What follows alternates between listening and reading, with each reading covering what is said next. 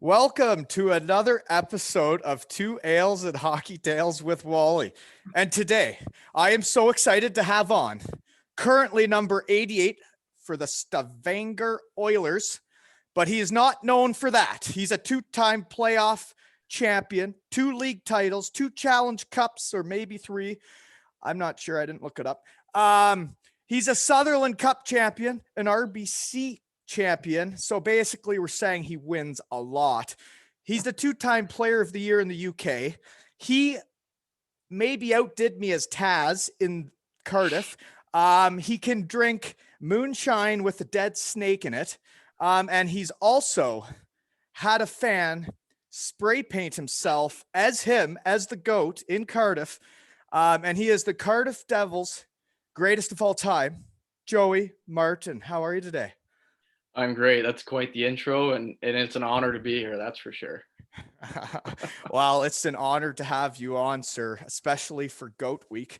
I tell you, I like this is so exciting to have you on because I've got to watch your career in Cardiff from when you were just a little baby goat to now being, a full, well-nourished goat. Yeah, I mean, and you were my mentor along the way, right? I mean, I looked up to you on and off the ice. Well, maybe not off the ice, but on the ice, that's for sure. Oh dear, well, my off ice behavior was just fine. It was basically I had a dad bod because I had children, right? That's right. Yeah. So I got to give the background of how Joey and I know each other. But cheers, buddy. You're the first. Cheers. You're the first still active player on the podcast. So cheers. Nice. Cheers.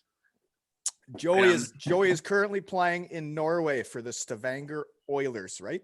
That's right. Yep. So we'll get into that. But the background story is Joey and I played together basically for one season. I guess we weren't line mates. So we signed in Cardiff for 2 years together. You played both of them. I was injured for one. But then you were still a big part of the team, though. You were. Well, I did the best I could. I would sell some tickets in the office. I took some sponsors out for some match night drinks. I was the power play coach and also did a few pregame speeches, right? Motivational speaker, you were. I think that's where I really excelled in my career, when I really became comfortable in my own skin. But that's another reason why I think we'll be linked to forever is that the craziest thing in my hockey career that's really ever happened individually is having a Wally Night in Cardiff, which I guess do you want to relive some of that, since that I think that will link us together forever, and I don't think you'll ever forget it. I know I won't. No, I mean, you know what the funniest part about that weekend was? I mean, you're coming to town. Obviously, there's a lot of excitement, and I kind of know what to expect. But the first night you get in town, and I think it was Thursday night, we get together and, we're having a couple beers catching up, and you kind of like, you're like, hey, like, I got to be really responsible this weekend. I've got a career now. I got a job. Lisa's kind of giving me the warning, you got to behave. I'm an adult now. And I'm like, okay, fast forward to Saturday pre-game. Am I allowed to tell this? Absolutely. So this is what I've realized since starting the podcast was, as a professional hockey player, a lot of seasons, I really cared what people thought of me and how I behaved. And when I didn't act like Wally, I didn't play as well. I didn't enjoy life as much. And now that I started this podcast, I've realized that I'm not a bad guy. I have a lot of fun. And I actually don't really care what people think of me. So if you want to tell the story, yeah. I'm not ashamed of what I did. I wouldn't say there's some parts maybe you could, maybe if you could do them over again, maybe it was a little over the top, but like I'd still do. You are who you are. You're a social butterfly. I'd still do what I did in the room for you guys in a heartbeat, because there's not there's not many teams that would fly a guy over 5 years after retirement just to do a pregame speech. But everything else they did for me with the red carpet and the video tribute and everything, it was incredible. So I would do anything for the Cardiff Devils. They know that. But go ahead and tell the story of what I was going on that night. So yeah, as I was saying, you fast forward to Saturday, and it's pre-game. We're about to go out there to start the game, and we're getting all pumped up. And usually Lordo comes in there to give the pre-game speech, and all of a sudden you pop out naked. I'm pretty sure. Yeah. I had the Taz head on. Yeah, Taz mascot head on, and you have body paint, and I forget what you had on the front. Was it the devil's tail or something? Well, and on the back it said GOAT 88, and you just bursted in, and you were going. I think you were like, "Do you remember when hockey was fun?" And you went up to Mark Richardson. He's just sitting there quiet in the corner, and you got in his face, and I think I called him a quiet psycho. I said, "You quiet psycho, do you remember when hockey was fun? Do you remember when it was fun?" And I ripped the Taz head off. And yeah. But a little background information, you used to do this when you were injured. You were coming out before the game, surprising us, giving us motivational speeches. So the funniest part was, fast forward there, what's that, 4 or 5 years later, only a few guys in the room like know you and know this is what you do. So for us who knew what was going on, everybody was laughing, but some people were in utter shock. Like, who is this person? So isn't this his night that he's being honored, and he's in the room before the game with body paint on? So I do have to give the whole story because this really has never been told. And I know this podcast is about you, so I'll try and keep it somewhat short, but this is the time to tell the story because you are the GOAT and I was spray painted as you. So the way it worked was for Wally Night, which I don't know if anybody else in the world has ever had a night in their honor like this. Lisa and I show up at the rink. Todd's got a brand new jersey made with the new Devils jersey for me with Walton 18. So then he preps me of what's going to happen. So I go up and do a Q&A in the bar with, I thought maybe there'd be 18 to 20 people there just to shoot the crap. But there's I don't know, 1,000 people in the bar. And I was like, and then I was like, why is there so many people here for me? I only played here 1 year. So then I do the Q&A. And then as soon as we're done, everybody comes to try and talk to me. And Todd, I felt like a Backstreet Boy or something, but Todd's like, "You got to get out of here.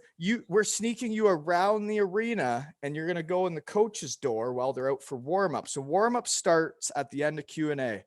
I go ripping around the arena, go in the coach's room, and I hang out with Lordo and Pigs in the coach's room.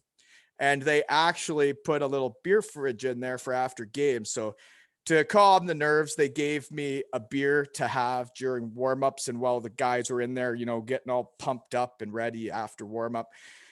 So then Lordo, Pigs, and I are just having a laugh.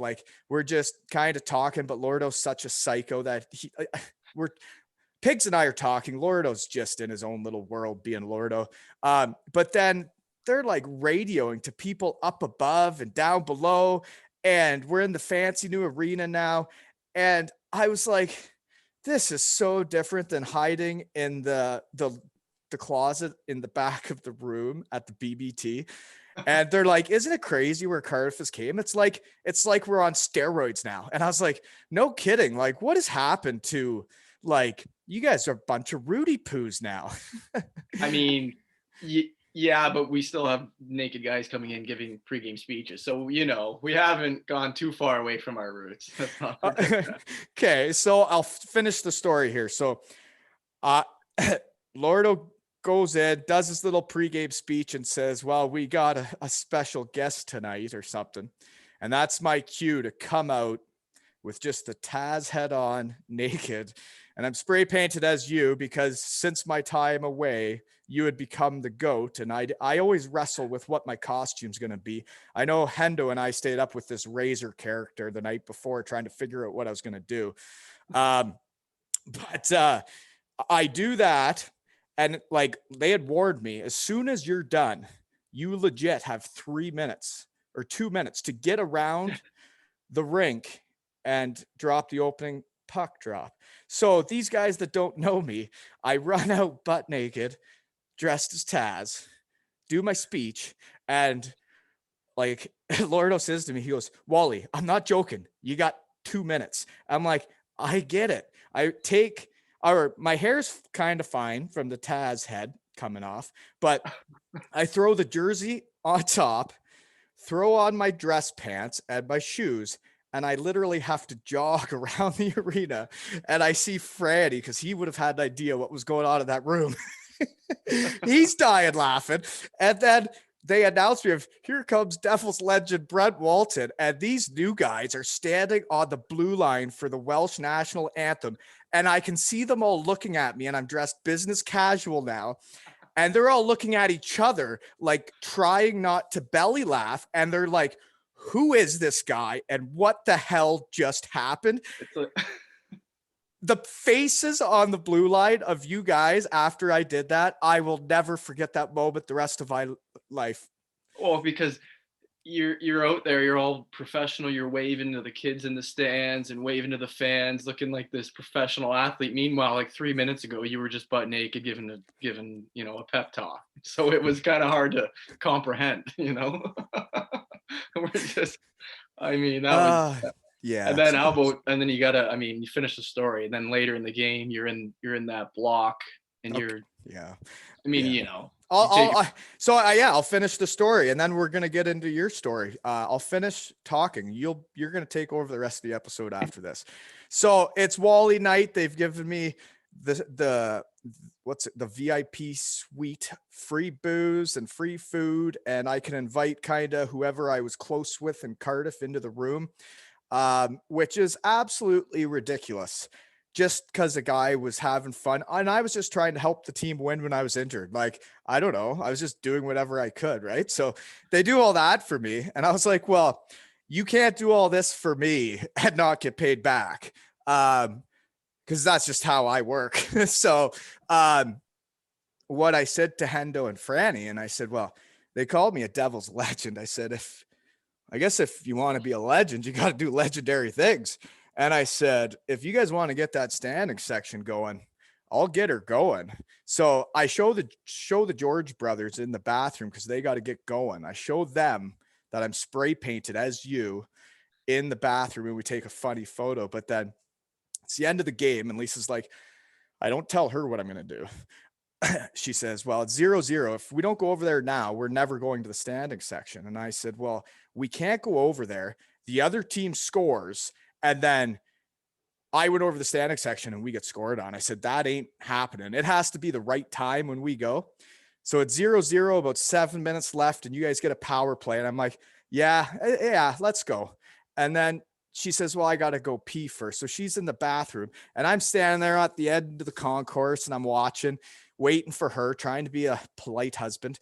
And then you got a 5-on-3. And then I was like, hurry up, honey. Come on. Get that squirt out. Let's go. I got to get over there. And as soon as the 5-on-3 starts, we were right at the top of the concourse, right? I didn't even know it was you that scored, but I saw you scored, and I think, yeah. So I asked this little girl, I'm like, can I use your big flag? And I ripped off the jersey, and then I was spray painted topless as you with a gigantic flag, which they're very hard to actually wave. But I didn't realize that the game had changed that much, because I don't remember that many iPhones when I played. But as soon as I did it, there was I don't know if it was regret or what it was. There was a feeling of, I got to commit now. I'm this far. So yeah, so I committed to it. And there's a lot of iPhones on me. Twitter really got going. And then I guess Kincard, Ontario really found out about me then and what Wally's like, because but the people at work when I got back, man, the anxiety I had, they had like topless photos up on me on the walls at work, and like, you What know, a fun boss you are, though, right? Is that what they were saying? yeah, maybe. I don't know. uh, but yeah, no, it was. You know what? I I guess. It was a great night, and I mean, it's kind of how I pictured it would go. Maybe no, not really, but you know, Um, expect the unexpected. I guess that's what that's the well, way it was. and a great part of it, right? Because like not many times, I guess, in a player's career are they going to have a topless guy spray painted as them with the goat on their back in the stands. But like your family was in town to witness all this, correct? I I can't remember. Were they in town? Well, we went out to, Yeah, yeah, that's right. Yeah, yeah, yeah. JJ and his family, right? So you put on, yeah. So I thank you. You put on a show for the family and a trip to remember. Well, you're my favorite player in Cardiff, and that's why I tried to become your agent during the first year of training camp. But do you remember that? Yeah, I was it in training. Was it that early? Were you trying to? Yeah, it was like our first night out in Cardiff. I was like, so I'm gonna wrap this career up soon, and not really sure what I'm gonna do next. But you got some talent there, kid. I was like, well, I don't want to go anywhere. You're like, no, we'll see. Okay, we better move on. That's the Wally Night story. Yeah, it It's was a good cut. night. It's kind of like how I started the other goat episode with the Russian models and the photo shoot, but both goats have fantastic stories with Wally. And it's pretty cool to see two of my buddies become the goats of their respective teams that I played for. It's yeah, so your jersey will be retired there, and that's pretty cool to think that nobody else will ever wear 88 in Cardiff, and you're still playing, so you still have a lot of time to build more of a legacy. So that's also cool because I was there at the beginning of the baby goat. So you're in Stavanger now. Is that how I say it, in Norway? Yeah, banger. Yeah, So what's it like living in Norway, and what's that league like? yeah. Like it's beautiful here. Very scenic, mountains and water everywhere. Um, it's just beautiful. Unfortunately, I'm here during COVID, so it's a little different. Not everything's open. The town, restaurants close early, so I haven't got the full experience. But it's been good. The league's definitely different than the elite league. I would say it's a younger league. A lot of young guys buzzing around out there. Very, I would say, skilled. Maybe a little more like individual work. A lot of like danglers compared to the elite league, which I think is a lot more defensive, more positional. You got some older, experienced players. Everybody's kind of like in the right position. It's like a bit of a smarter game, I would say, than the elite league. I would say that So really reminds me of Denmark. yeah, Maybe that's just Scandinavian leagues because Denmark was very. Is there much hitting in Norway? We'll say. no. So that's the other thing. It's much easier on the body, less physical, less of a grind, and we don't play back to back like in the EIHL. So it's different, but I kind of like the grind of the elite league. I do It's too. That's why I never really got into like ice tubs and everything because I kind of liked feeling a little hurt. Yeah, I mean, yeah, in some kind of sick way, I guess it's like, you win and afterwards you're feeling like you blocked a shot or you earned it, right? It's like you earned it. Yeah, That, yeah, absolutely. Then you're like in the grind. You're in the season, right? yeah, exactly. But yeah, it's been good here. It's been fun, and I mean, unfortunately, we're stopped right now because of COVID. We've been on break almost 2 months now, so Is that we were right? we were cruising at the beginning of the year. We were playing no interruptions, whereas other leagues were paused, and we were kind of laughing. And now all of a sudden we've just stopped, and there's And no what happened? Was there a bunch of positive cases like in the league, or yeah. is it Like the country? in our league, we paused at first because over 20 guys on our team tested positive. Sorry, what? How many? Over 20. So that means you had it. I didn't. I avoided it because I had it last March. So I'm thinking I must be still immune. I have the antibodies. No, I know exactly what it is. I actually heard this on the news is that goats cannot attract COVID. Yeah, no, that's got to be what it is. That's funny. All the humans got it. Oh, you. Yeah, so it started kind of within our league. Other teams got it as well, and then the numbers started rising in the country, and we got shut down. And we're just waiting for the government to give us the go. But we have till the end of April. That's when our season, I think, has to end because the World Championships. So Yeah, tough we're times. yeah. Well, can I ask? Well, like if it's on pause, do you still get paid? Yeah, we're fortunately getting paid still. So we're just practicing right now because they haven't canceled anything and they are hopeful. They're going to probably, I mean, they're going to have to shorten our season and then probably shorten playoffs. But the one thing I was excited because, in the elite league you play the regular season's the big title, right? Which I've learned to love. It's great. It's a tough season. But over here they have the best of 7 series, which I haven't played in a while, and those are so fun, right? So I coming over here, I was so excited to do that again. And now it looks like, if we do play, it's going to be like a best of 3 or best of 5. Um, But no, like I know exactly what you mean because I went through that. Like a best of 7 playoff series against a team, you really do find out who the best team is. But the UK does it the same way. They find out who the best team is. It's yeah, just a marathon, and you have a lot of game sevens, especially if you're in the hunt. But there's a yeah, lot of teams that are out of it come Christmas time where then they're just fighting for nothing, like those teams at the top of the league that are like literally every game is game 7 for months. I know. That's why like I think like winning the elite league is so hard. Like you've got to be so consistent throughout the whole year. And coming here, I kind of like forgot about that. The first, like we had a tough start here at the beginning of the year, and I'm like, oh, this is bad. Like we're out of it. Kind of forgetting like the regular season matters here, but playoffs is the big championship. So like you're still fine. You're losing, but you're kind of like, okay, well we'll get it together. But like in the UK, it's like you have a bad weekend, you're like, we got to make up for this, or like you can't lose to the teams that like are the bottom of the pack. Like that's And you detrimental. and you can't lose to the teams at the top. It's Yeah, exhausting.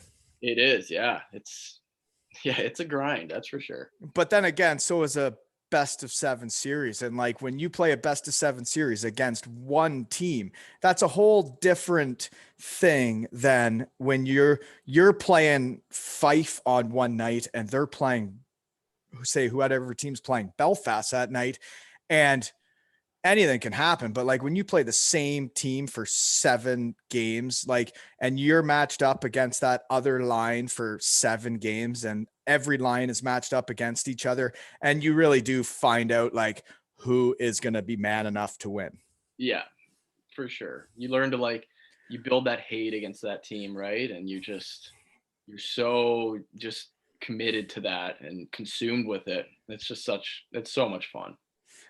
So before we get off of Norway, just because you're the first Norwegian player we've had. And I had heard of it. I actually played against Stavanger one time in the Continental Cup with Sunder Yuski in Denmark. When we hosted the tournament there, and we lost by, I think, a goal or tied them. But anyways, what I heard how expensive it is there. I heard a beer is like $20. So I probably wouldn't even be hosting this podcast if I was living in Norway. No, yeah, I mean, well, it's pretty expensive in Canada too. So I don't think it's that much more. Like if we're talking about grabbing beer from, I mean, grocery store here, but going out to eat here or going out for drinks is very expensive. I mean, I usually love going out for dinner. It's one of the things like I love doing during the season. You go with, a group of guys or even going for lunch after practice. That's like one of my favorite things to do. But like we just don't really do it here. And I think it's because it's just so expensive to eat out. But like if you go to the grocery store, I mean, it's a little bit more expensive. I don't think it's that bad. You just some things are more expensive, some aren't. At the beginning of the year, I was really being careful. I was like, okay, I can't buy beer; it's so expensive. But then, that didn't last that long. It's Oh, nothing better than after a weekend. You have a couple beers, right? So no, and that's the thing is like when you said going out for lunch with the guys after practice was like it, the teams that were the most successful that I was ever on were the teams that had guys that wanted to go out for lunch after practice. If guys didn't go out for lunch and didn't want to go for lunch after practice, that meant you weren't that close. But hey, I'm not saying anything about your team now. I'm just saying Yeah, no, in general. yeah, I agree. I totally agree. And I think like, in Cardiff, fortunately we've had that like every year. It's just been, it's like you get the group chat, you just throw it in, hey, anybody for lunch? Like there's no clicks, there's no, oh, I don't want that guy to go. Like I never ran into that. And, that's huge on it for a team that's going to win. That Oh means a yeah. lot. Absolutely, because I went through it in Germany where the last year I was on a team in Bietigheim there, like there were so many clicks, it was disgusting. And as a leader on that team, I didn't clean that up enough. But like that's why when I went to Cardiff, I vowed there was going to be no clicks. And I was going to hang out with every single person on that team. And I think every guy was like that. Yeah, I don't think you had to really try because we had such a good group of guys there and characters. I mean, Well, every okay, guy. we're gonna get into Cardiff Okay, later. yeah, Okay, let's yeah. not we're not even into We're who. Sorry, we're grooving. We're Yeah, grooving. well, when you feel the groove, you just feel the groove. And me and you always, I'll get into that later too. But me and you always felt like we would groove. But Lordo was a right winger too, so we won't get into that. I guess if I was the coach, I'd want to play with the goat too. But there was somebody else that could have scored more. Anyways, moving along. Where are you from? And where'd you play minor hockey? And then give me a little rundown of your junior ages. Yeah, all right. I'm from Thorold, Ontario, which is right beside Niagara Falls and St. Catharines, about an hour from Toronto. And minor hockey, I just played single A in Thorold. And the top level was triple A, but we didn't have that in Thorold. So if I wanted to play triple A, I'd have to go to another city. And I just kind of wanted to play in my hometown with my friends at the time. So, and then in midget, I played AAA in Welland, and then I was a call up for junior B. And then after that, I made the local junior B team, the Thorold Blackhawks. And, that was like a big deal. Like growing up, like I always obviously wanted to make the NHL, but I wanted to play for the Thorold Blackhawks. That was like huge in my hometown. We had like big crowds. It was like a social event. All like high school friends would go to the games, and my brother played there. He played there for like 5 years. So like making that team was huge. And then I happened to win a Sutherland Cup. I think you may have won a Sutherland Cup against Thorold. Maybe is that what happened? Well, I was just gonna say, like your childhood and like wanting to play for Thorold, it literally reminds me exactly of me wanting to be a Sugar King. Like I wore number 10 because of Brandon Dietrich, who played for the Sugar Kings and is actually the guy that got me over to Germany to be his line mate. But like I grew up being his super fan, Yeah. and just like you were doing, right? Yeah, like same thing. I mean, like I said, my brother played for the team, so I looked up to these guys.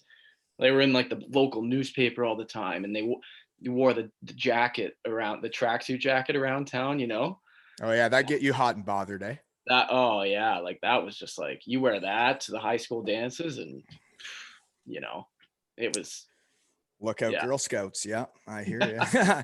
Okay. What were you, where were we? Oh, so playing for Thorold and you won a Sutherland Cup. So I Yeah, just want to let you know, did you say that was the first one Thorold ever won? yeah, yeah. Can, They were can in I, the finals. Yeah, can go I, ahead. well, can I just explain why? That's because us and the Elmira Sugar Kings and Ken Dunn beating up John Scott. And Kyle Rank running Nathan Horton around the arena. Yeah, so those guys were on the team. Oh Yeah. yeah. So after we dusted them, sorry, you guys were able to pull one out. And was JJ on the team when we dominated them? JJ was on that team when you won, yeah. And I think I was a little fanboy. I was coming to the game. I remember like taking the fan bus to Elmira to like watch those games. So I do remember that. Well, don't be embarrassed about that. I went on some Elmira fan buses before I played for the team too. So Yeah. sounds like we had a very similar childhood. But yeah, and then I think it was my first full year with the team. Jay and my brother JJ was the captain there, and we won the Sutherland Cup for the first time. So that was pretty cool actually. And then He was on the team when you won it? yeah, he was the captain. Wow. So what role did you play on that team? Like where were you? How old are you? I think I was 16. Yeah, I was 16 at the time, and he was in his last year, and What was yeah, he, a D man? no, he was a forward. He was a like centerman, like a good two-way centerman. Yeah, he was actually really good, very defensive. Like he was very skilled offensive. He could have kept going with pro, but he got a good job for Molson, and I'm happy about that too. Because when I come home in the summers, he's very generous to me. Oh, well, that's nice. Well, the podcast is still looking for a Okay, sponsor. Um, advertising, Cruz. There's hey, Molson hey, advertising. No free hey, ad. no No free ads unless they want to be a sponsor. Tell them to back off. Because yeah, no, I'm still doing this pro bono. This is a non-profit organization. However, we're in the hole. So people want to donate. I had to pay for a Zoom membership. taking donations. You gotta start reading some ads. I actually just love it. But no, I'd read ads if JJ's into her, buddy. Anyways. so so you guys won it. Who did you guys beat in the finals? We beat Chatham. Chatham Uh Maroons. Maroons, yep. Yeah, They were always in the finals too. Yep.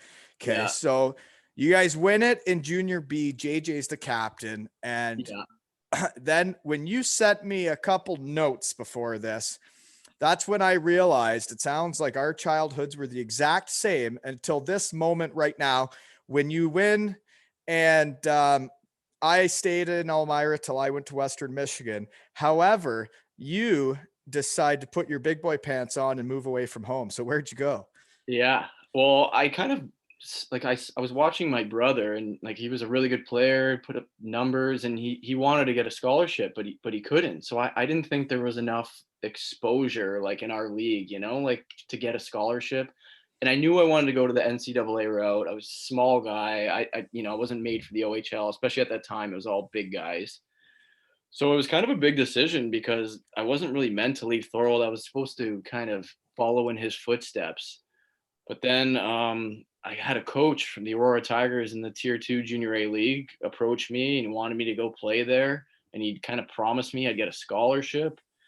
So, obviously that was very appealing. And I ended up making the decision to leave Thorold, which was kind of not a big deal, but the coaches in Thorold were upset and they didn't think I'd do well, or they didn't think I'd play as much as I would in Thorold.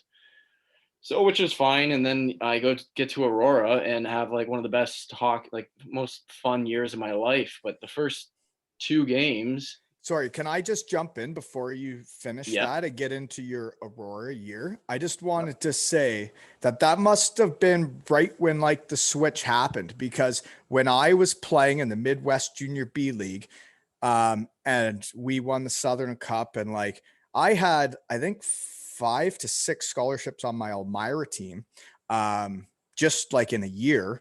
And we were producing scholarships like crazy. And yeah, then just last year, I was trying to help, or a few years ago, I was trying to help a kid out from Kincardine. So I made some calls to some college coaches, and I talked to the new Western Michigan assistant coach. And I just said, like, what does this kid need to do? And he said he has to get out of Elmira. He can't play junior B in Elmira because yeah, that's basically there's no scholarships there. There's no people watching that league. And that just hurt my heart because I knew that, but I didn't want to hear it because yeah. it was awesome to live at home and get a scholarship. So that must have been right when it changed. Yeah, literally. Like I was, I feel like after me too, other guys kind of took that same step. And like you said, it's unfortunate because I wanted to play for Thorold. Like I wanted to stay there. It was what I always wanted to do. So leaving wasn't easy, but I felt like I kind of had to because like you said, like Nathan Horton was playing for Thorold, John Scott. There was other like big names, and there were scholarships being given, but every year they were, Decrease. decreasing. And I just thought, okay, you know what? I just need to maybe venture out a little bit. Well, and that's like for me what makes it so tough, right? Like if Colby ended up being good enough for junior B, right? And as a parent, I would want him to be able to try and get a scholarship, right? And have the Right. option. But I'd also want him to live close to home. So that would mean Listowel or Elmira for where we live now. And now you're trying to tell me he wouldn't even be able to get a scholarship in those towns. So now it's like, well, so when he turns whatever age, and if he's good at hockey, you're telling me he's got to move away, move away. I know.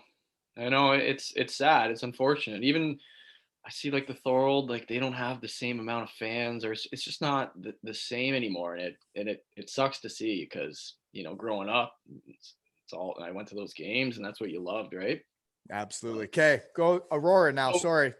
so yeah, so I make the move to Aurora, and then it kind of paid off quickly. Like my first two games, I had a hat trick. I think I had like I surprised myself big time. I had like 14 points in 3 games. It was like Sorry, crazy. what? It was like 14 points in my first 3 games.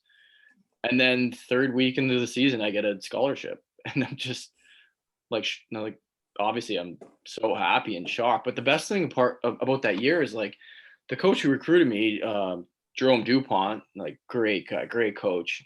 He didn't really say anything about like, oh, I'm recruiting you to this team that's gonna like compete for a championship. He was just kind of selling me on like, you're gonna get a scholarship, you're gonna play a lot, all these sorts of things. And then sure enough, our team is so good. We have a great group of guys, and we win the RBC Cup of all of Canada, which is like 136 teams in all of Canada. So it was huge. It was unbelievable. And the final game is on TSN. So the finals was out in Prince George, BC, and then I got like my family and friends watching back home. It felt like it was just like so fun, so cool at the time. So you got 14 points in 3 games and a couple hat tricks, but then you get a scholarship. So you're saying you didn't really flaunt your stuff to too many teams. It was just basically like the first guy that came to the corner and was like, "Hey, I hear you got 2 hat tricks." Like, and you're like, "Yeah, man, I want a scholarship." and pretty then pretty and then they're like, "Yeah, get in the car." Pretty much, yeah. No, actually, my coach's son played for Aurora the year before, and he went to the same school. So I kind of had it was like nice, and he was saying a lot of good things about University of Nebraska Omaha. They're great organization, good team, great facility. So I kind of had the inside scoop on the team, and everything sounded great to me. And actually, it was like the weekend before. There's like a college showcase weekend, and it was like the fourth weekend. So I did get a pro, like Nebraska Omaha kind of wanted me to commit before that weekend. So there was some pressure, but I was so happy. I mean, to get a full scholarship, that was like, to me, it's like I made it. That's what I was going there for. And this seems like a great opportunity. Let's do it. I'm all in. Yeah, I was basically the same thing. I got in the first car basically that pulled up too. Right? Yeah. Yeah, yeah. Well, the one that wants you first wants you probably Yeah. the most, right? Like if everybody else is waiting, like why are they, right? Yeah. Um, okay. So, um, we should get into your college career a little bit because I saw you became the captain, and I've played against Nebraska Omaha. It seems pretty rural out there, but Yeah. also there's still a bit of a downtown, right? Yeah. Yeah. I mean, when you're flying in, it's probably you're seeing all the cornfields and you're wondering where you're going. But then when you get to the town, they actually had a really good downtown area, like good restaurants and lots of bars. It was actually pretty lively. We had a great time there. We had a lot of I'm sure like a lot of connections with with the hockey team and the sponsors and whatnot. So and all the alumni treated us so well. So it was like the best 4 years of my life. It was so much fun. Great. We had a great. You played at the arena too, right? The Quest Center. Do you remember that? Yeah, yeah, yeah. I remember like because there was basketball going on, right? What's the Yeah. school?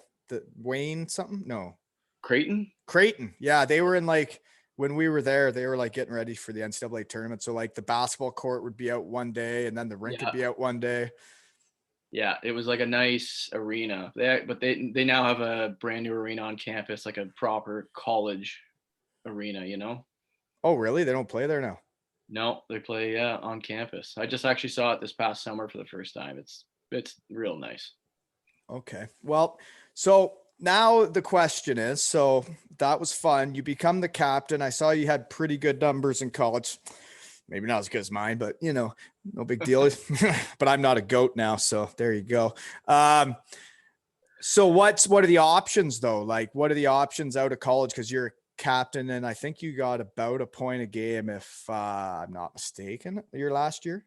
Yeah, I think yeah, just about a point a game. And then we made the tournament too for only the second time in like the school's history.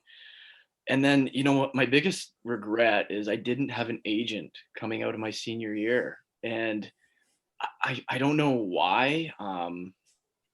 I thought because our head coach was Dean Blaze, who's a U.S. coaching legend. He coached the U.S. World Juniors in 2010. They won a gold medal. He was at North Dakota for like 10 years, won championships there. So I was kind of thinking like, well, if teams call him and he liked me, his word is gonna go a long way. But what I failed to recognize was that like he's not going to be making the calls. I needed somebody selling me, reaching out for me.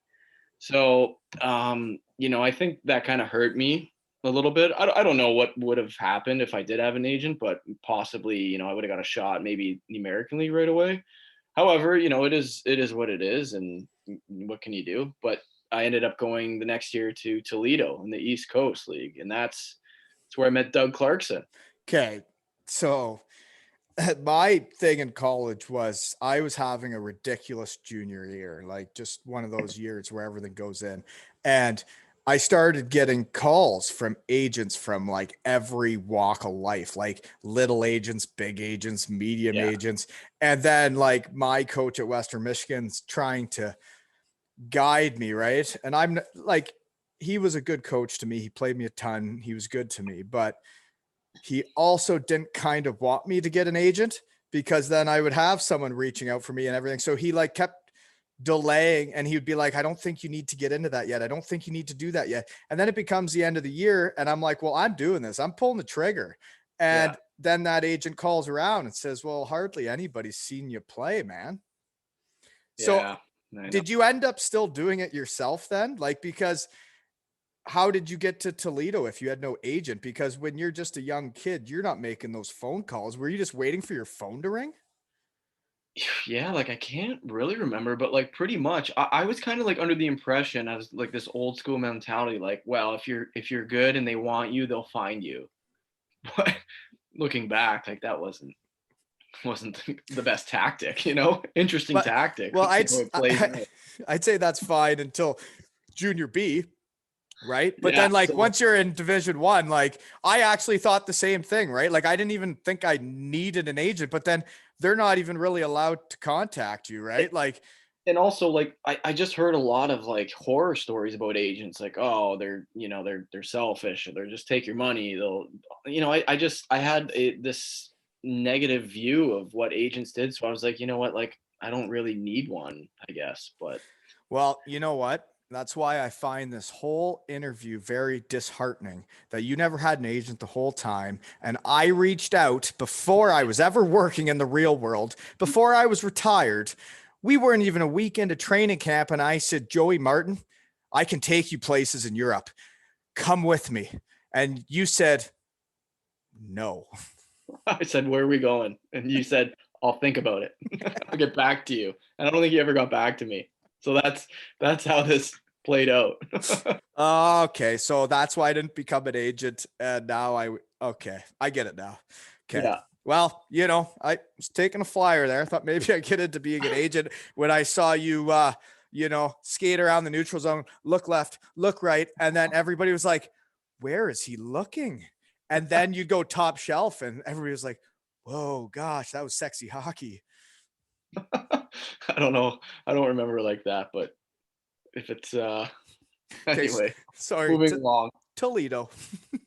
Toledo, yeah. But as I was saying, yeah, first year pro in Toledo, and you just had Doug Clarkson on, and I think he spoke about like great spot, beautiful arena, and it was so fun. It was like like the freedom your first year pro. I don't know if you remember, like coming from college where it's like everybody's wearing the same shirt, you got to eat together, you got everything's together, right? And then you're in pro, and they're just kind of like, yeah, you just show up at the rink and practices, and then after that, like, do your thing. You're kind of like, oh really? Like, I don't have to wait for anybody, or I don't have to wear. I just remember like really enjoying that freedom.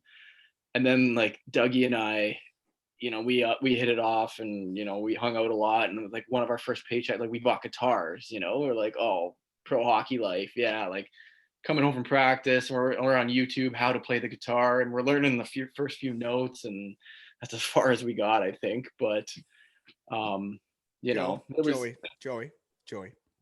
yeah.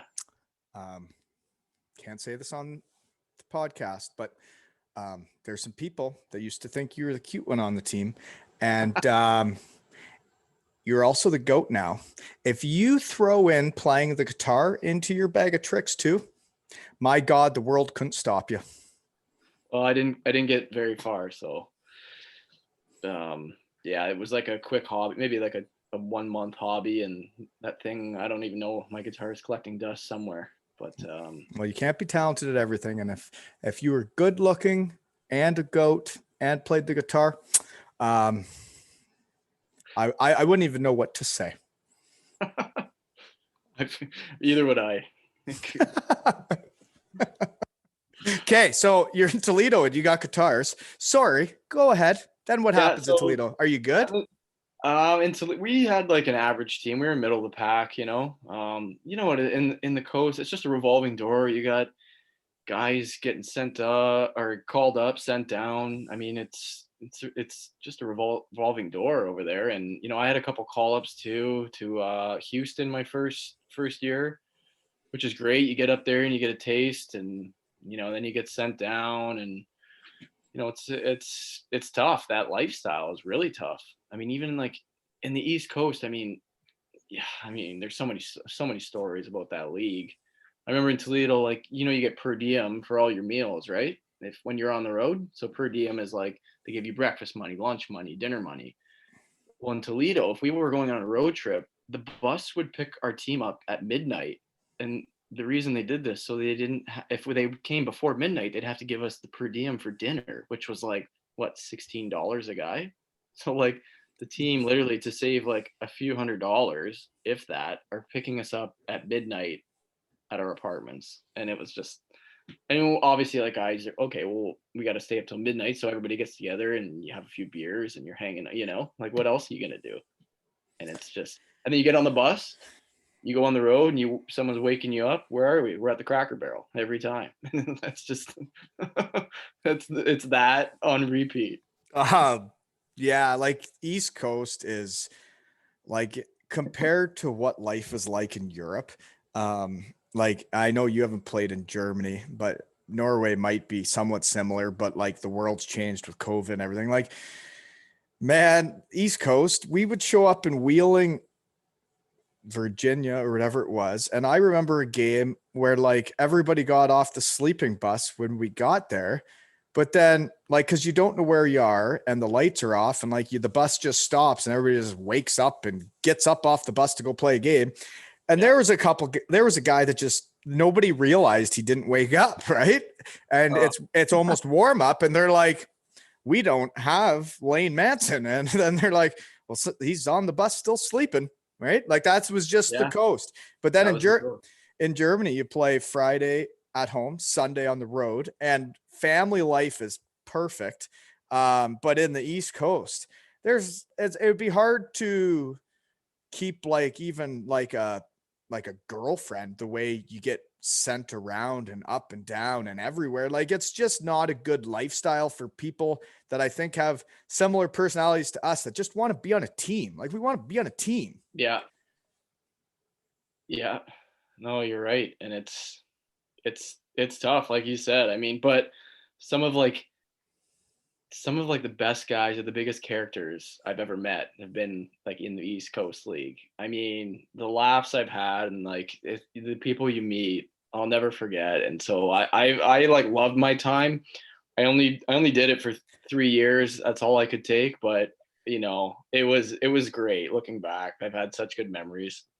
Yeah, like for me, I only lasted 1 year, but it was just I was prepared to do another one. But like what you say about that, like all the characters, it reminds me of Cardiff and the guys we had there. And like, yeah, my time in the coast, man, are some of my best stories and some of the biggest characters you'll ever meet. But you end up running into situations that are just so outside of the real world playing in those leagues, right? Like they're like bus trips and just the way life is, like just the way you live. It is just so bizarre in the East Coast. Yeah, it's a different lifestyle and it's not for everyone, that's for sure.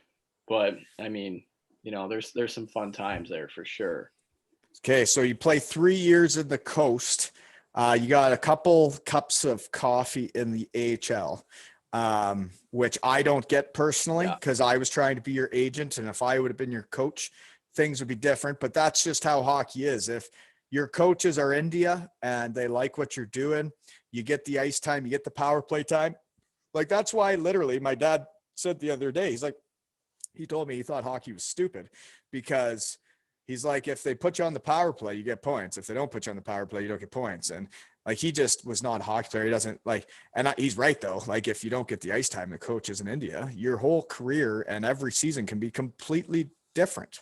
But you go from 3 years in the coast, which I don't get why you're only in the coast, which is what I'm saying, because I'm your agent. But now you decide to go to Cardiff. And what a time. But how did you decide to make that decision and why Cardiff? Yeah, I mean, kind of like I said, after 3 years of in the East Coast, a couple cups of coffee in the American League, I just, I thought I can't keep doing this anymore. Called up, sent down, revolving door of roommates. And, I remember even I was in Stockton my third year and they shipped my car out there. But when I got called up to Bridgeport, I had like 5 guys using my car. So, I mean, I just like, was like, this is like kind of crazy. I mean, I don't even know these guys. Some of these guys just got there, and when I was gone already, but they're driving my car. So, I mean, that's just like one example. But I was just ready to kind of move on from that, and yeah, I was looking at options overseas, and actually Dougie Clarkson, my boy, gave me a call and said he was going to Cardiff and they needed a centerman, and things kind of aligned, and then that's kind of how it started. Dougie.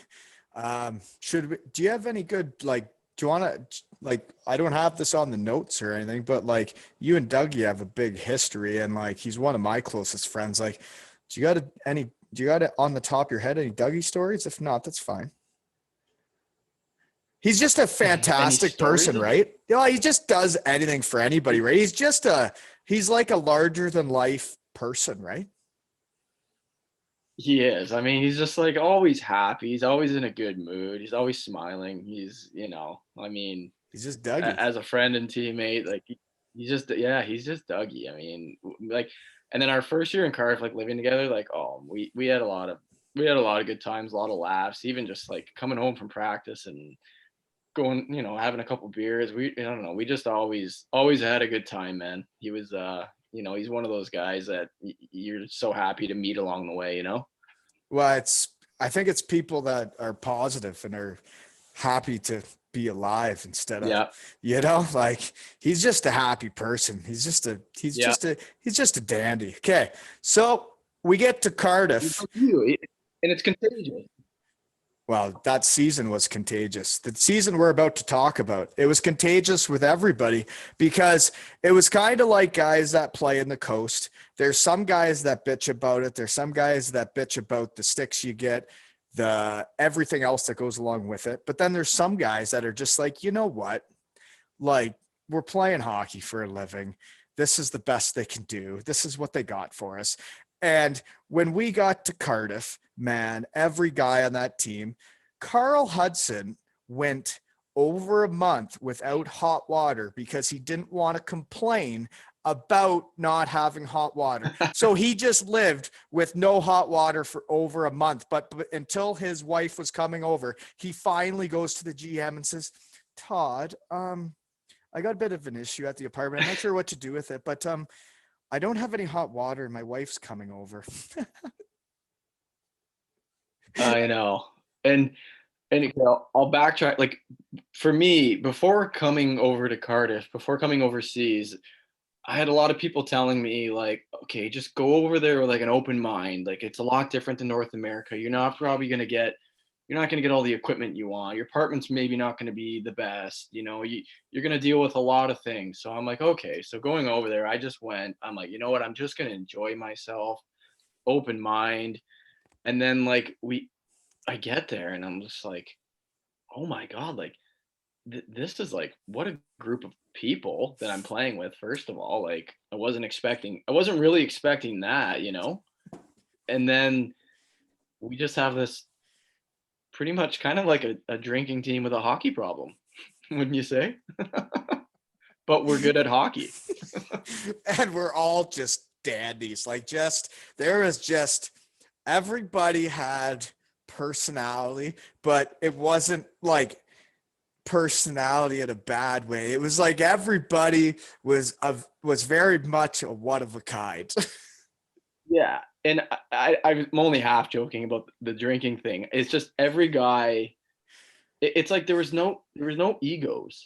It's like nobody, I don't know, everybody was just there to have a good time. We wanted to win, but we were such a team. Like we were all together. We all just, like you said, like we always just wanted to be around each other. I mean, like some of my fondest moments of that year was like after a weekend, if we'd sweep, Todd would come into the dressing room with a tray of beer and we'd be sitting there and we'd be listening to music and we wouldn't leave that room forever. And then, by the time we'd walk to the bar and all the wives and girlfriends are so mad because we took so long sitting in the room, just having drinks, just literally just enjoying the time. I mean, it was like so much fun. Oh, the teams that stay in the room together and actually are allowed to have a couple beers, like the way it can bring a team together. Like I remember Hoth to get the like songs on, whatever the win songs were. And like we were dusting teams with a bunch of misfits. Todd would bring in beers into that room and we'd all just sit around with ice all over each other, like ourselves.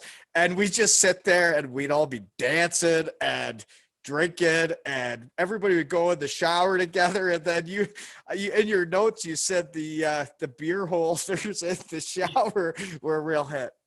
Yeah, well, like kind of like what you said. I mean, we were playing in the BBT. Our dressing room was so small. The showers were like there was mold growing out of them. They're never really warm. The pressure is bad. It wasn't a great environment, right? Like, but nobody complained. And like the showers were so bad, but Deese, our equipment manager, installed like these like beer holders, and we were like, yeah, like we thought it was the best thing ever. Meanwhile, there's mold all over the place. Like there's no water pressure, but we're so happy we can put our beers in this holder while we shower. That was like that Yeah, was our team. no, and it was like it's just so much fun, right? Because hockey can get so serious for a while, and then Yeah. it's pretty fun near the end to just enjoy being a hockey player because in North America, like I wasn't enjoying being a hockey player. It wasn't until I got to Germany where I started having fun again. And then I got on losing teams and it wasn't fun again. But then we started winning. And with those dandies, man, like it was the most surreal year you could ever imagine playing hockey because we weren't expected to even win a game. Like we weren't Yeah. supposed to be good. Well, and that's the other thing. I mean, I don't know about you, but I guess when I got there, I didn't really know about the previous year and how they didn't make playoffs, and it was kind of getting ugly with ownership and everything. Like we just didn't really know about that, so it wasn't even. It was just like we're here, fresh start. Let's go. And it is, thinking back, like, we won the Challenge Cup, which was, so fun. But then we only lost the league by 2 points to Sheffield, which I'm sure if you compared like salaries or like even like, players' resumes, like we probably shouldn't have been that close to winning the league. And that's when we didn't even know how the league really, I don't know, like it took me a couple Works. years to realize how hard it was and what you need to do to win the league, right? And we came within one game. Like that was pretty amazing. Well, and that's the thing, right? And Lordo tried to ingrain that in us at the start of that season, was that you are in a completely different league now.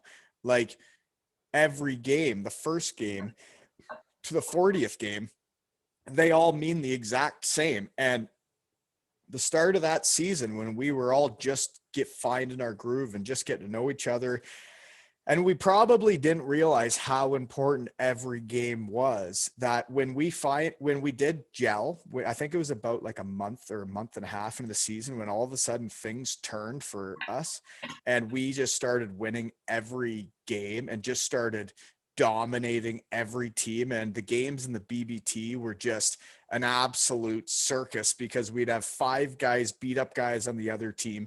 We'd win the game. Me and you could do whatever we wanted on the ice because nobody would touch us. It was insane. Yeah. Yeah. Like not only were we were so tough, like everybody. Even me Like, and you. I mean, we even dropped them once that year, right? Well, I think I did. You just threw a water bottle. No, that was the second year. That was my second last professional game. Sorry, wrong season. Second year. Yeah. Yeah. But You even like, you fought there though, right? Like you chuck knuckles. yeah, well, my first year, I remember I was playing with Lordo in Belfast, and he cut in the middle with his head down, and he got, I think it was Davy Phillips caught him with his head down, and I was right there, and I just said, yeah, I'm gonna have to chuck the knucks here, that's for sure. But Well, I personally, I think that's why you've had so much success in your career. I haven't really pumped your tires enough yet for being a goat. Like, I think, yeah, really? I don't think I've said well, much. But anyways, what? like when we read out your intro and I'm reading off all the shit you won, like the junior stuff, like I think that's when people learn how to become winners. I think that's when I learned how to become a winner, was in junior, and I think you learned how to be a winner there. Like all the stuff you won, like when your coach who's on your line, or else it would have been me, just saying, Lordo, you know.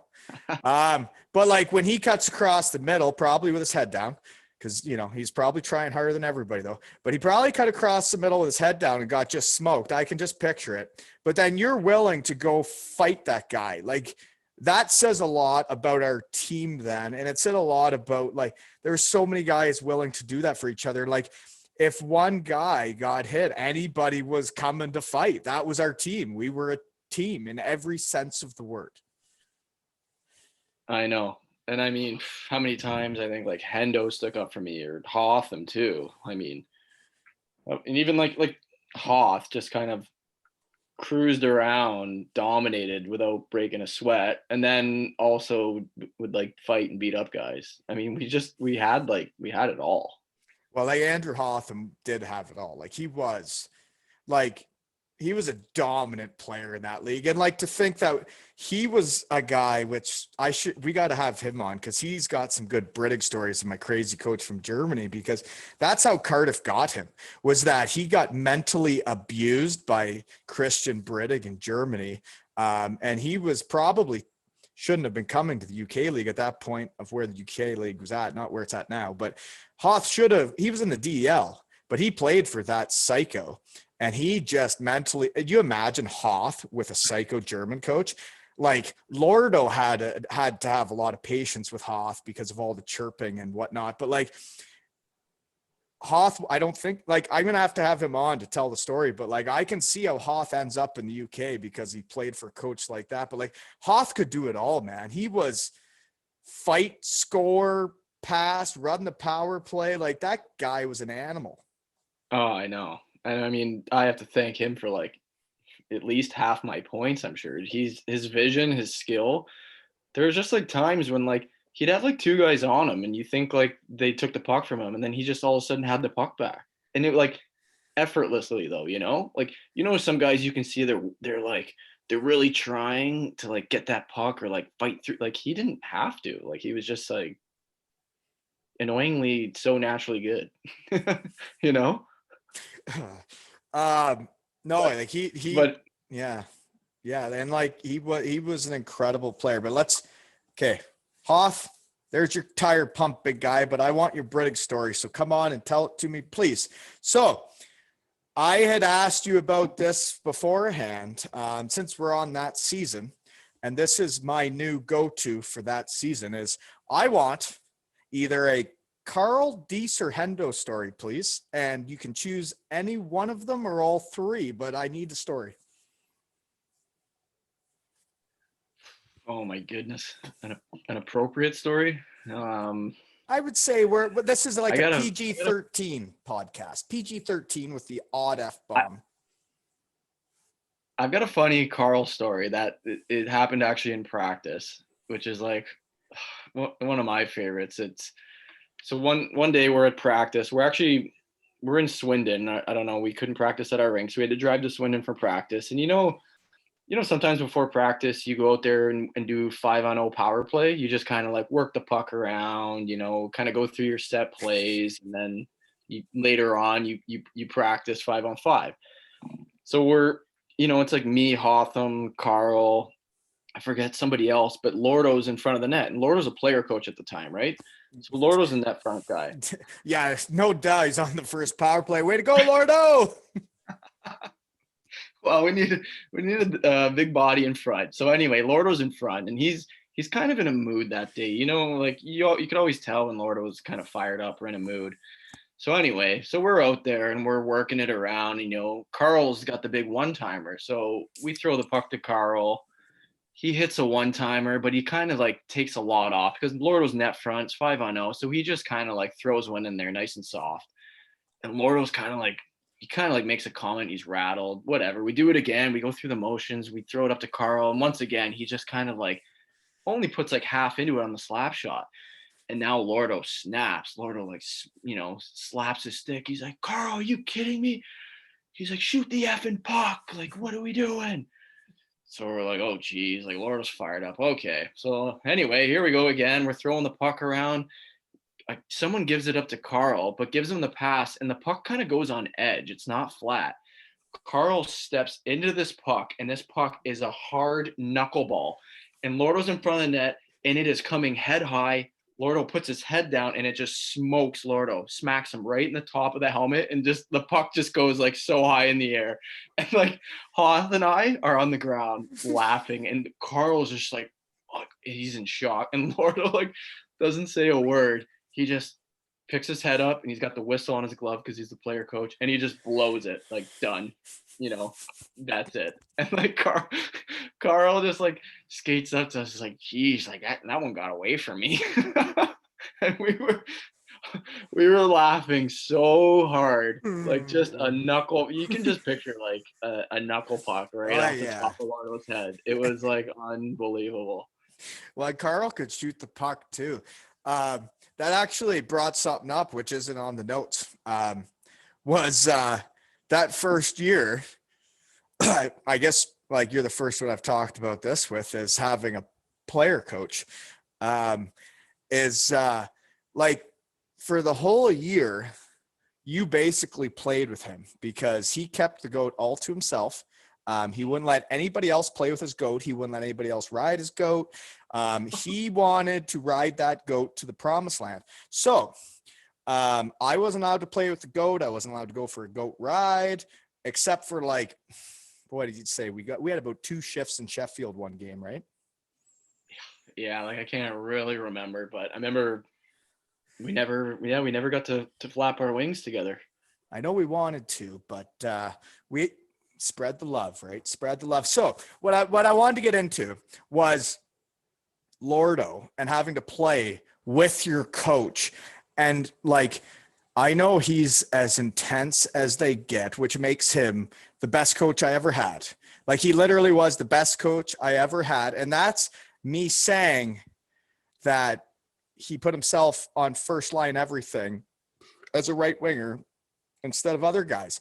That's still saying that. So that, like, this dude was an incredible coach. He inspired people. He got everybody buying in.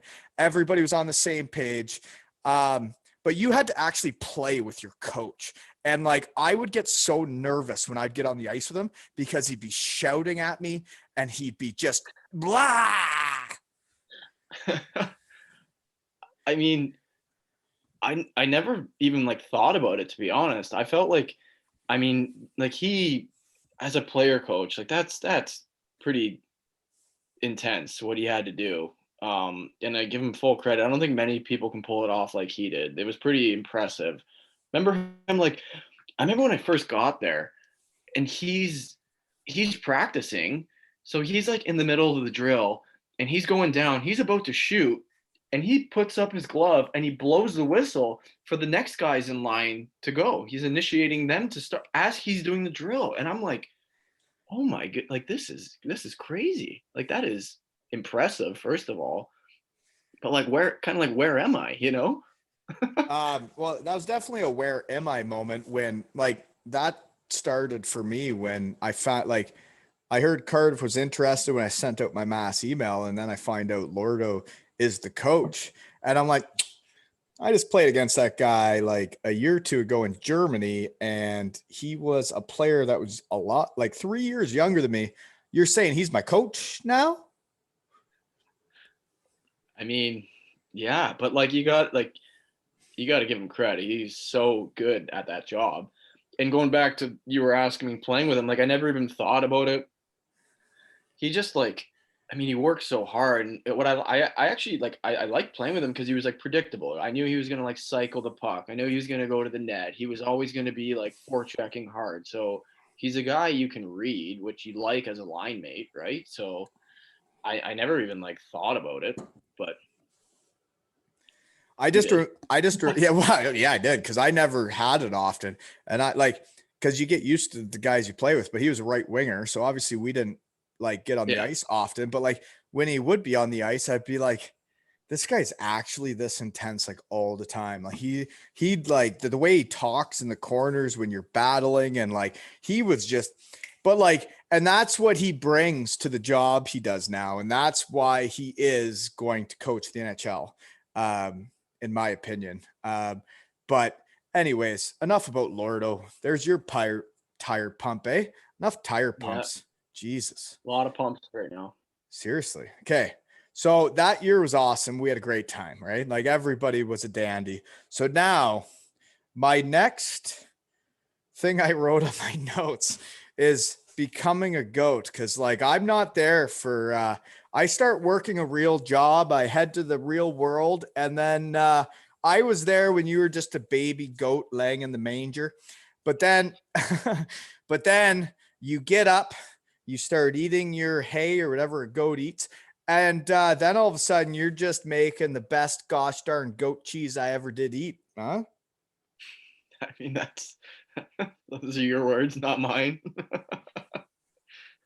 I mean, I would say um, I've been extremely fortunate to play on teams. We had a competitive team every year with good players. I was always playing with good players. Like I'm not just being cliche, but you really, you don't do well. You can't do well on your own. So I've always just been in a position to be on the power play and play with good players. Like I said, like Hoth, like So I've been so lucky and fortunate.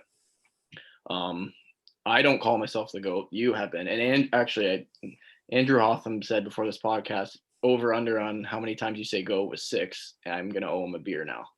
Oh, yeah, that's way over. Way over. Yeah, way over.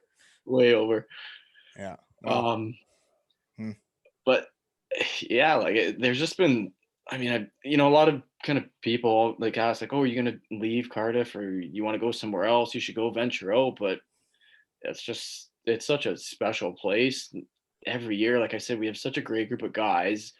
And I give credit to like the man, like Todd and Lordo and like, Neil Francis and our owners, like everybody does they do their research on guys to bring in that'll like fit in that culture, right? Because it's such a great culture. It's, we all take it so serious. We want to win, but it's like a big family. And like, I'm thinking like, where do you find that elsewhere? And every year, like, we'd have more players come in from other leagues in Europe. And when they get to Cardiff, they say like, wow, like this is something special. So it kind of reiterates what I've already known. So, and then every year we're competitive too, right? We're always going for every trophy. And as a player, that's a team you want to be on. I like what you just said there about that. Like, like obviously I was at the end of my career. So obviously if you're changing teams and you're near there, that means you're leaving not obviously on the best terms, because if people want you, they want you back. But like then I went there and saw kind of the city they have and the fan base they have.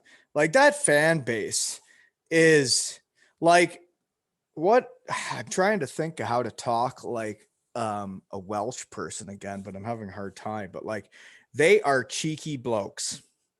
Cheeky blokes. Is that no, not blokes. Cheeky.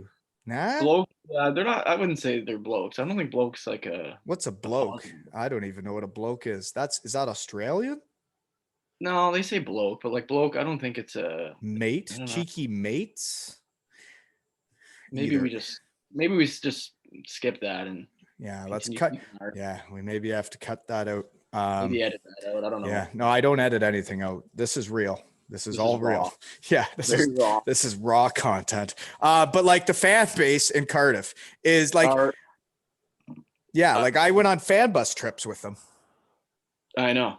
I mean, yeah, like they're amazing. And when I have like family come over or friends come over and visit and they see our fans, they're like amazed, right? They're like, well, Canada, like hockey's so big in Canada, but you come over here and the fans that you have are like 10 times more passionate and excited. And they all have like our jerseys or like they all wear the Cardiff Devils logo somehow, right? And you don't see, that's not very common in North America, I don't think. Well, and they buy the jersey every year. Like it's not even Yeah. like, but that was a pretty surreal moment when I went back for Wally Night and the guy collecting Chuck-a-Puck was wearing a Walton jersey 5 years later. That got my juices flowing. So thanks, buddy, whoever that was. But Must have been like, off the sale rack, eh? he might have been on discount price 5 years later. But anywho, so like, yeah, that fan base was just incredible. And like you've been playing there, but like it is sad. Like I got a couple things here, actually, now that I'm talking. Yeah. First of all, I want to talk about how you don't even know like the do you, I don't know what I can talk about. Anyways, it's going to be a different team whenever Cardiff starts again because there is a new coach. Lordo's not going to be the coach. And I don't know the new coach, never talked to him. And I don't know why he would talk to me because I'm just Wally. But like changing from Lordo is going to be a change, which personally, I think, how long did you play for him? 6 years. Yeah, I'd say 2 was pretty tiring. Like he is he gets in moods like, but he gets the best out of every player. But like he's kind of like 6 years of but like he played you a ton and he is the best coach I'll ever have. Yeah, where was I going with that? Well, I'm not sure, but maybe I can take over There you go. and say like it's kind of like it'll be like a bit of a new chapter in Cardiff without him, and it's going to be different.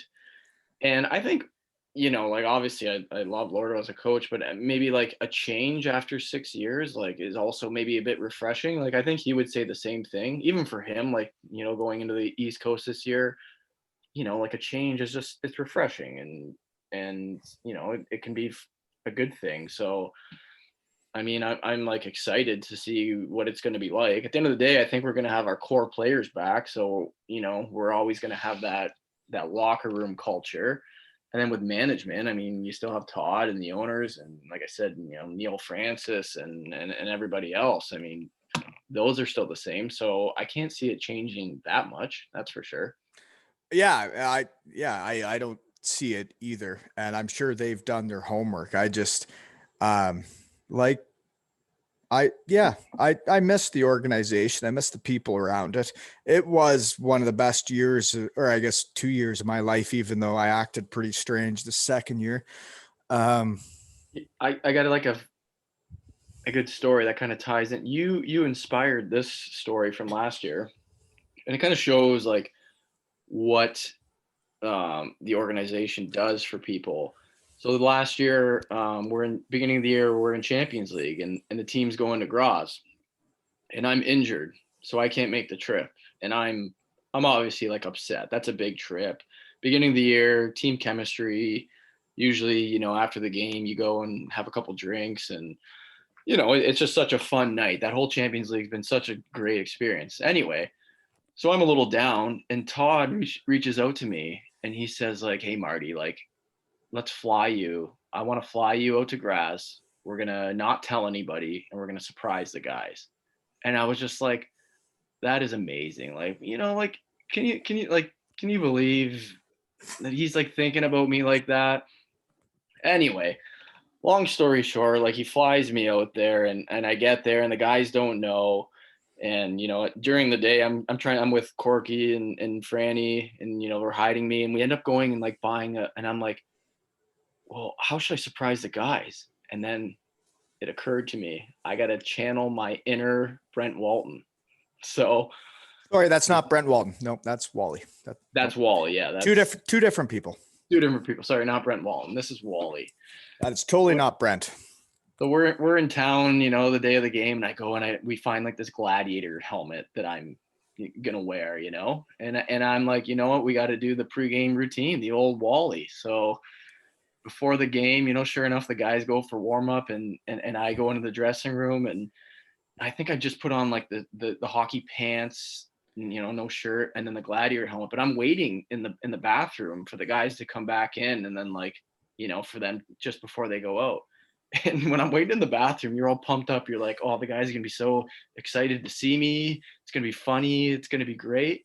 But then you're sitting there all alone. You got some time to reflect. You're like, very quickly, you go, wait, what am I doing here? I'm sitting here in the bathroom with a gladiator helmet on, about to pump up the team. I mean, I'll do anything for the team, but this is a big reflection moment, right?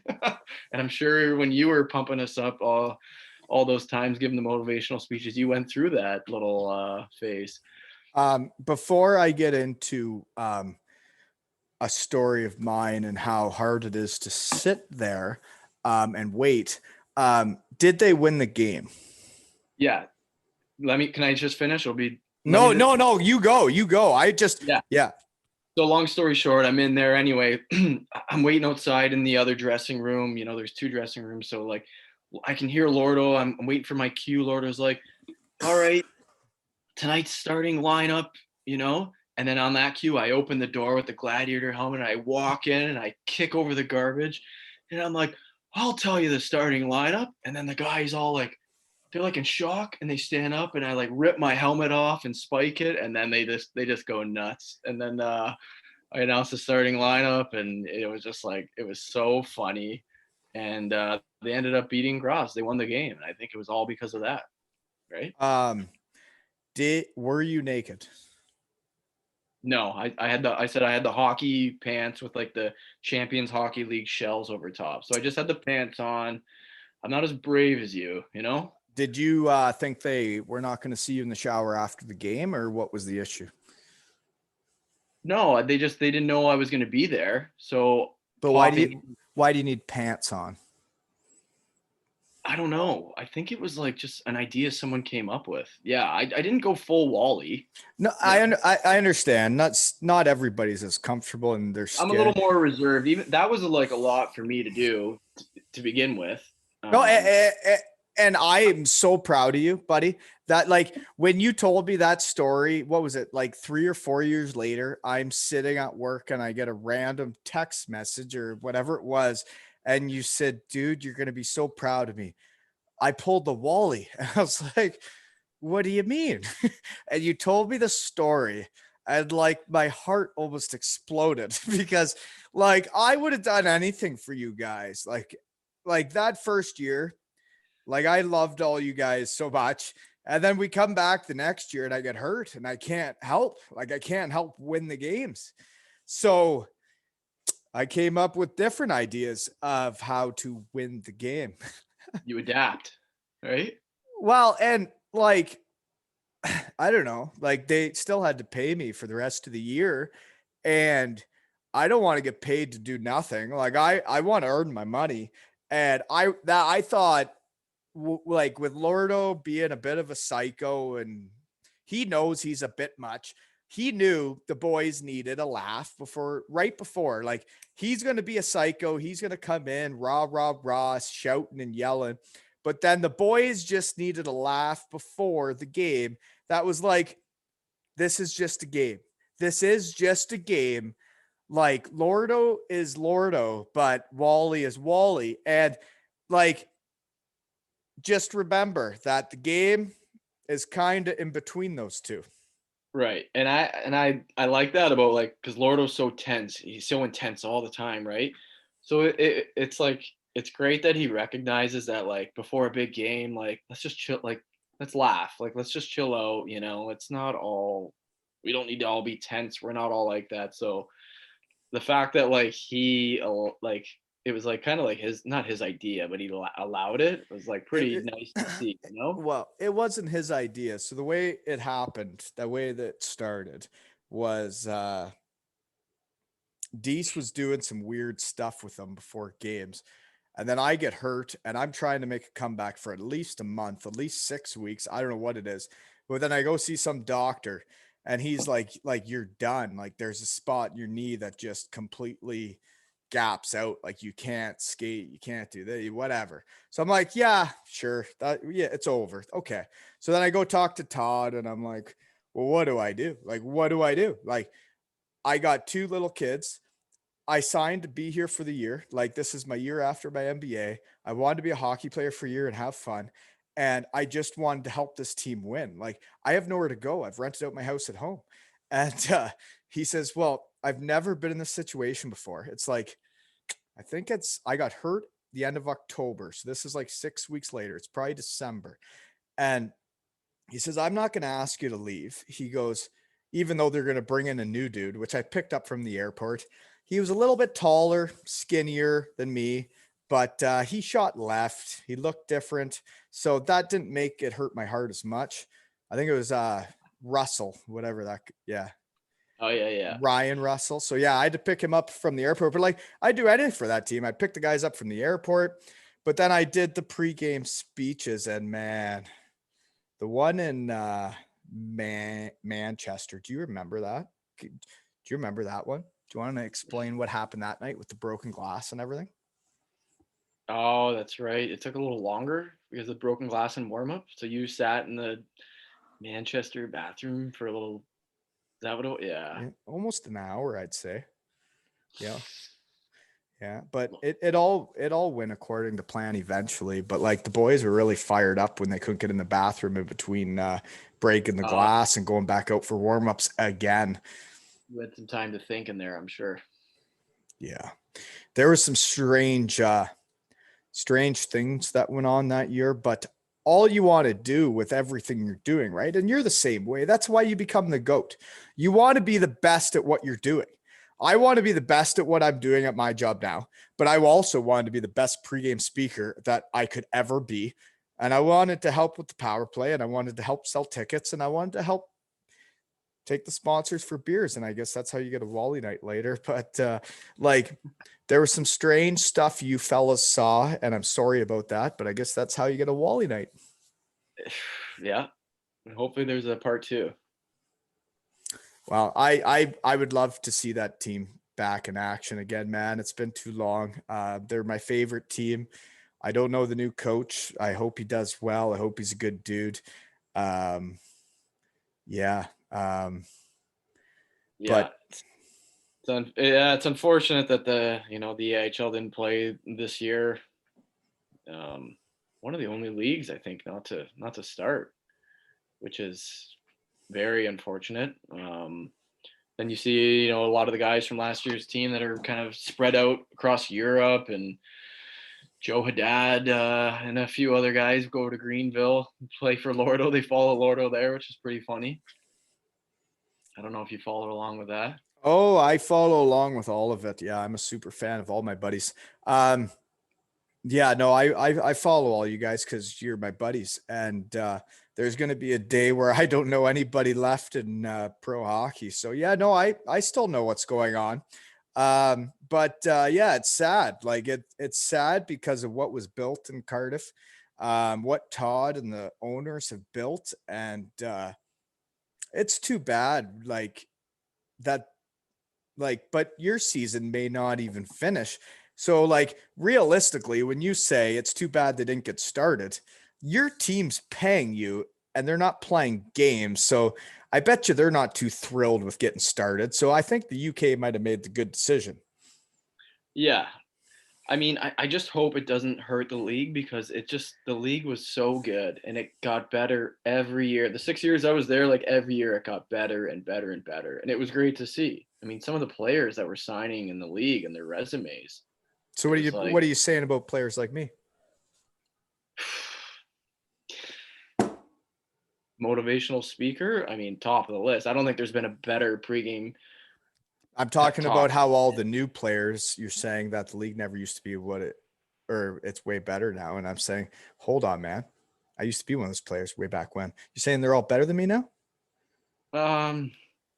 No, Yeah, that's no, not it's fine. It's true. cool. It's cool. That's fine. That's fine. I'm okay with it. Hey, I still want to play with you right now, all these years later. We'd be grooving out there. Maybe the Swamp Rabbits need a motivational speaker.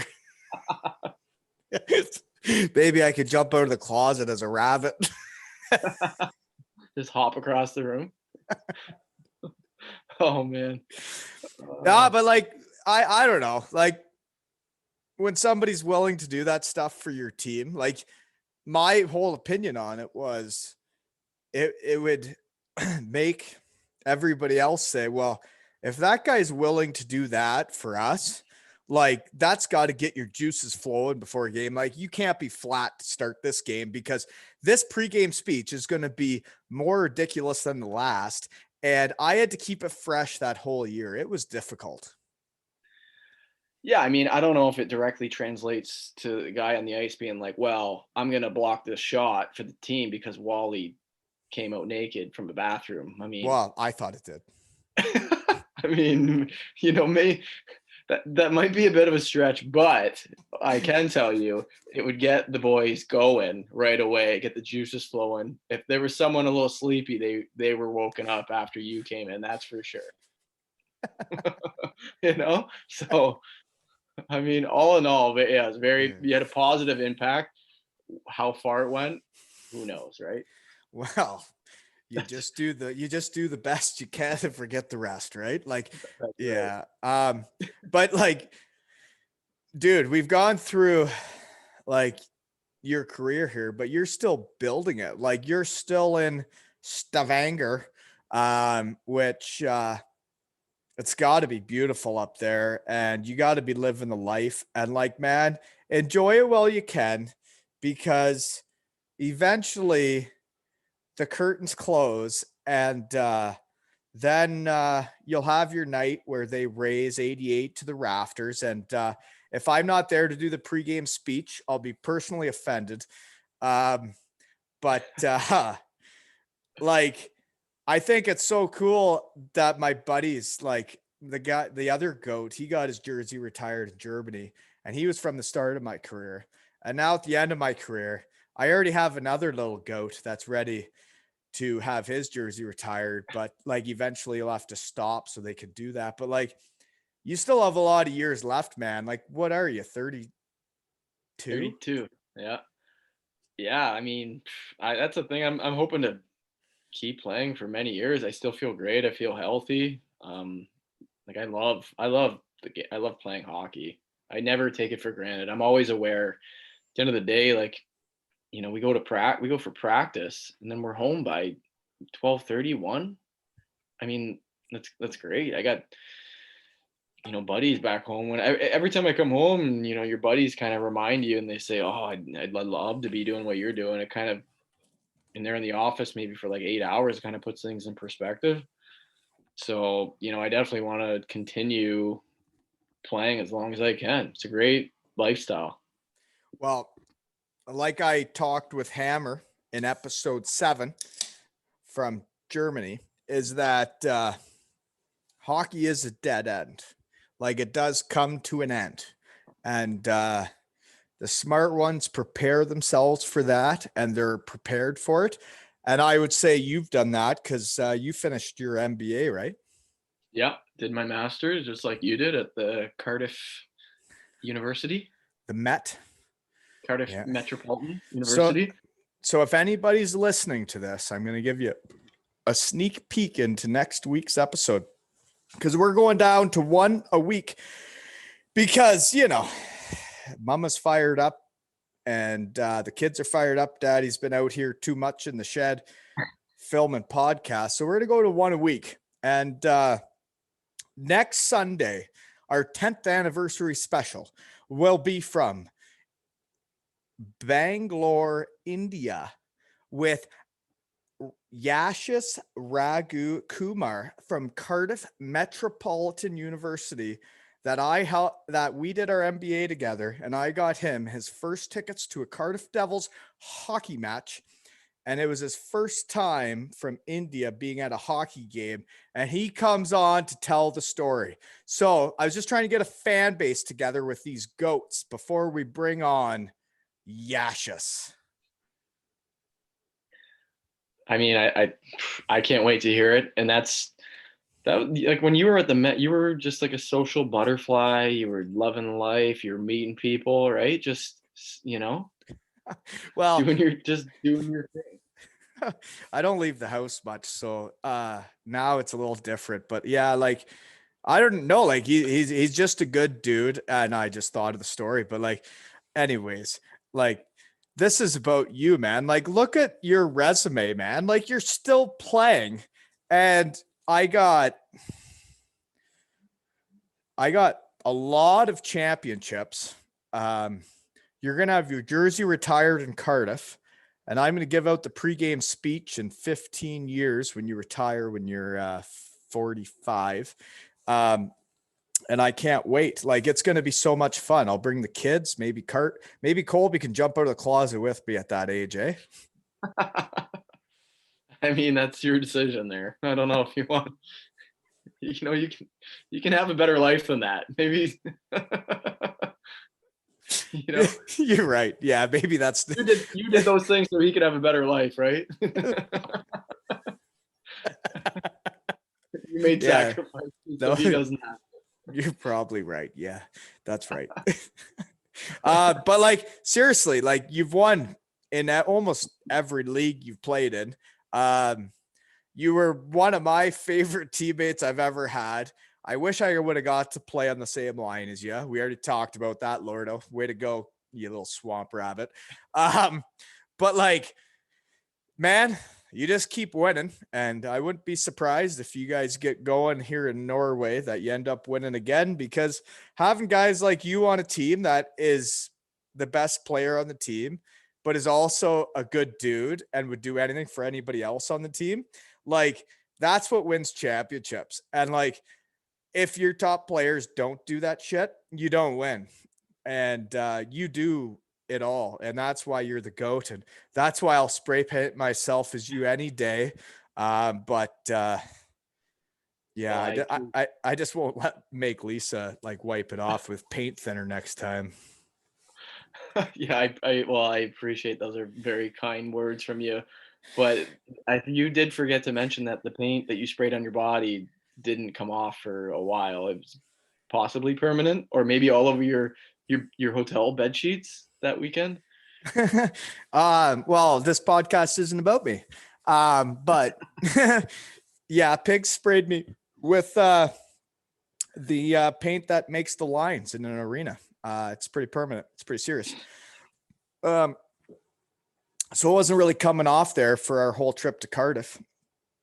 And then it was our last night there. We decided to it was time. It was time to come off. But yeah, that next morning after Wally night, the bed looked like a car crash. There was red paint everywhere, and I had to call Todd and be like, "Hey, buddy, like great Wally night, but maybe some charges to the hotel here because that paint came off." All worth it. Hey, you won the game. Yeah. See, I had heard that that was your biggest slump of your career, and that goal got you out of the slump. And I was spray painted as you before the game, and then I'm spray painted as you in the crowd. And then all of a sudden, you're out of your biggest slump of your career. And then all of a sudden, the GOAT's the GOAT again, Wally's Wally again. And like the world is back to the way it's supposed to be. It's like 2014-15 in Cardiff. it's like the stars aligned. I know. I just needed some of that like old school. I needed to be reminded, like hockey's fun. Just like you were saying in your speech. It's just Well, it's gotta a, have it's a fun. totally different job than the rest of the jobs in the world. Like it really is. Like when you just have a bunch of beauties that go to practice, hang out, shoot the shit, drink a coffee, go out, practice, work out, whatever you got to do, and then you go for lunch, hang out, have some laughs, shoot the shit, and then you go home. Like that is as fun of a day as you're gonna get, and we got paid to do that, Yeah, and you I still know. do. It's a good lifestyle. I mean, you could even, should I take a nap today? Should I not? I mean, it's kind of like up to you what you want to do. I mean, depend if you've got a family or not. I mean, it depends, but it's a pretty good lifestyle, that's for sure. Well, buddy, I hope you continue doing it for a long time. Um, and I hope you guys get back to playing again this year because, like, I miss being able to check how my buddies are doing, and it sucks you guys aren't playing. Yeah, it's been tough, but got to stay positive, right? We're still, I have a job, and we're hopeful that I'll play someday. But COVID's COVID can kick rocks already, right? Well, I tell you, your team must have some great sponsors that they're still paying you and you don't play hockey. Because I imagine when you did play, there probably weren't any fans. So say thank you to the sponsors. And that is kind of where pro hockey's at now, which is about as sad as it gets. And I guess before we shut it down, I guess we should just have a brief recap of where pro hockey's at now before, and then we'll be done. But like, be watching what pro hockey is now. I thank the stars and whatever else there is to thank that I'm not a hockey player anymore, that I am set up and I have a good job and I'm happy where I work. Because if I was a hockey player right now, everybody wants to play in Europe. Everybody, like the AHL is a mess, the NHL is a mess, everywhere is a mess. And there's too many players, not enough jobs, and not enough hockey games happening. And I think it's a mess. But other than that, like, man, I'm so proud of you for the career you've already put together, and you're only 32, man. And that you're like healthy and you look a lot more agile than when I was 32 and in Cardiff because maybe you're taking care of yourself a little better than me, but good for you. All thanks. But going back to what you're saying, I mean, it is a tough time with COVID. Like a lot of players are trying to find jobs right now. It's a bit of a mess, and sometimes I think like I can't believe COVID's kind of now ruining two of my seasons in my career. Like last year, we got cut short on the verge of winning a league title, and then this year, my season's paused again. We don't know when it's going to start. But then you got to kind of like, I think about like kids that are like about to be drafted to the NHL, or how about like kids in college? They're going into their senior year, which was like that was like the most fun year I've ever had, and they're gonna miss that. So I kind of put it in perspective, like there's some players that are missing some critical years. So where I am right now, it's not so bad, but it's just a tough time for everybody playing the game right now. I know this is actually probably the longest episode I've ever had, but it's combined with another guy, so people are gonna be listening anyways. But um, the other thing I wanted to mention was how gracious, like they were with me when I got injured, but how Cardiff had some guys signed, some really good players that could get jobs elsewhere, but they said, you know what? We're not sure if we're having a season, and you guys got to protect yourselves. Like you got to make money for a year. And they let you go to Norway, right? Like not many teams in the world, like I know teams I played for, they would never even think of being nice to players about letting them go other places. Like their Welsh goat is in Norway right now. Like that must make everybody in Cardiff so discombobulated because their goat had ran away, right? I mean, yeah, you're the way you phrase it's definitely interesting. But I mean, yeah, like I'm so thankful. Todd was transparent with me the entire time. When I kind of understood that the EIHL was maybe not going to play, I kind of panicked and I started kind of looking right away. I had to kind of cover myself in case the league didn't play. And Todd the whole time communicated with me, and he was just very honest and so helpful as he always is. And I couldn't be more thankful for that. And but even like the fan, like since I've been over here, our fans have been like asking for our team to like send them over my jerseys, and like they're all over like social media following me, comment, like they're just like amazing, like they're following me over here, cheering me on, giving me support. And it's just like it's like wow, that's so nice. I'm just like very grateful for that. The Cardiff Devils fans are the most interesting folks around because I they're like it was I wasn't supposed to do it. My knee's not good enough to do it, but I decided to play senior A around here. Like 2, 3 years later, like just to get to know some people around town. And Yeah.